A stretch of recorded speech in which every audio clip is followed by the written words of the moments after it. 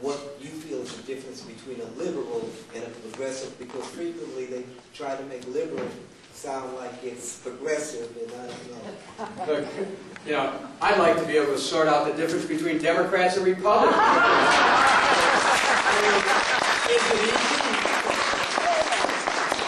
Really? I mean, I'm a Democrat, and I can't tell you, judged, you know, based on some of the people I serve with, that we're in the same party. Okay? That's right. I mean, that's a fact. So liberal and progressive, these labels are unintelligible. They really don't describe who we are. There are people running for president who claim that they have some liberal sentiments and they're for NAFTA, which I don't think is a very liberal approach. I think it's an approach that is part of predatory capitalism. And if Democrats support that, shame on them. There are Democrats. Let me give you a story. Give you an example of, you know, my questions about the Democratic Party. Look, I'm running inside the party. I've been inside this party for 40 years. I want to tell you, I don't like what's happening. Let me explain to you why. 2000, I brought to the Democratic Platform Committee a proposal for this not-for-profit health care plan that I've outlined to you. Now, by then it was probably over 40 million people who didn't have any health care. So you think, wow, Democrats, health care for all, got it. Wrong. Because this proposal for a not-for-profit system was absolutely shot down by the Platform Committee because the presidential campaign said, look, you know, we're getting help from the insurance companies. We can't do this. I mean, it was that blunt. A similar thing happened in the year 2004. I brought it to the Platform Committee again, not-for-profit system. I mean, you would think this is a no-brainer. You get millions of people who aren't covered, who don't have any health insurance. They'd run to the voting booths to vote Democrat. Wouldn't put it in the platform. Wouldn't put repeal of NAFTA in the platform. Wouldn't put get out of Iraq in the platform. Think about this. Democrats, okay? So liberal, conservative, liberal, progressive, I don't know what any of it means. All I know is what I stand for. And I know one thing, that our Democratic Party is in trouble.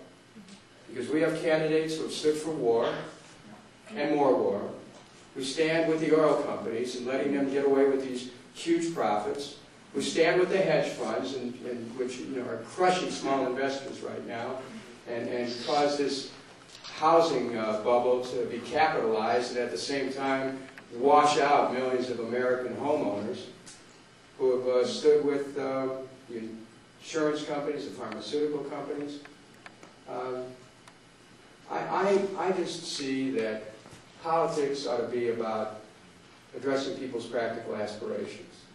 And our country isn't doing that right now. And both political parties have failed.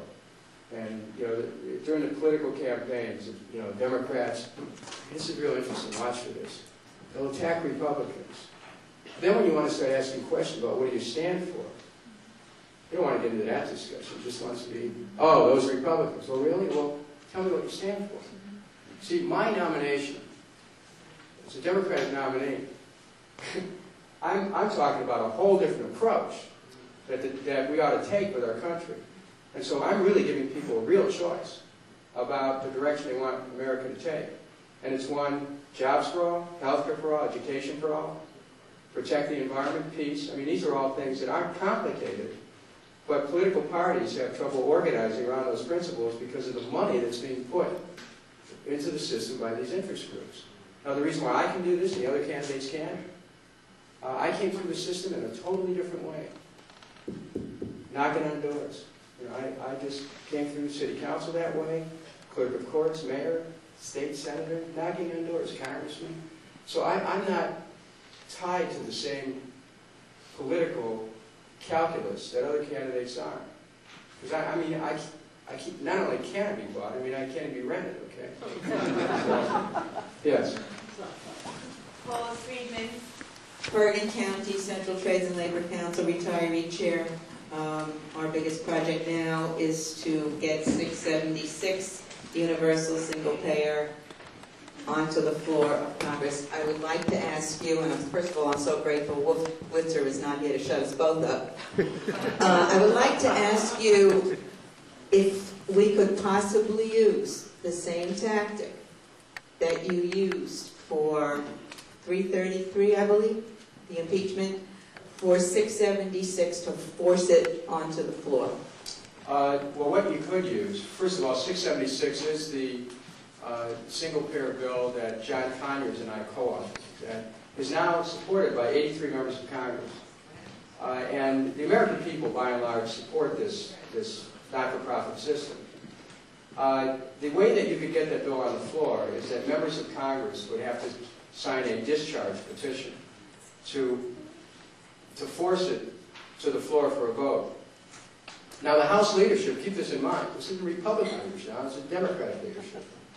If the Democratic leadership wanted to schedule a hearing on that bill, they could do that. But they won't, because of the hold that the insurance companies have on our politics. Now, the way the American people can do something about it is vote for me in the primaries, because, really, I mean, because there is no other candidate for president who's talking about a not-for-profit system. They will all say they're for universal health care. Now, it's like a mantra. They keep saying universal health care, universal health care, universal health care. But you know what? Even the insurance companies want their plan, because they will be subsidizing the insurance companies with government money, but it won't mean that co-pays and deductibles will be any less. It doesn't necessarily mean premiums are going to come down. It just means that government is continuing the privatization of Medicare. So the only way that we do this is to sign a discharge petition. And I think that, and to get it in the Democratic platform as well. But the same resistance is still there. It's these interest groups and a hold they have. There are, as you know, since you're involved in Labor Council, hundreds of labor unions have endorsed this proposal, HR 676. Over 14,000 physicians have endorsed it. When people hear it, this isn't hard to figure out. You want to spend $1,000 a month for premiums? Or would you rather have your health care totally covered, perhaps not paying anything additionally, depending on what your health care needs are? In any event, you don't have any co-pays or deductibles. The only money that people would pay is the money that's currently in the system, 2.9% Medicare tax, the employer match. And while all healthcare spending in America is about $2.3 trillion, if there's a greater need for more revenue, then you make an incremental increase in the Medicare amount that's paid. But think about this right now. You're paying that right now, you're not getting anything extra unless you're over 64. And if you paid a little bit more, you wouldn't have to pay $1,000 a month for premiums. You wouldn't have to pay, some people pay $500–600 a month for their drugs. You wouldn't have to put your house in hock if somebody in your family needed long-term care. You wouldn't have to pay for glasses or dental. There'd be mental health coverage for the first time and real coverage, parity. So, these are the kinds of things that are practical. How do I know about this? Because of how I grew up. I know, and because I come from a big family. You realize what people go through to try to get health care coverage. That's why this has such support in labor.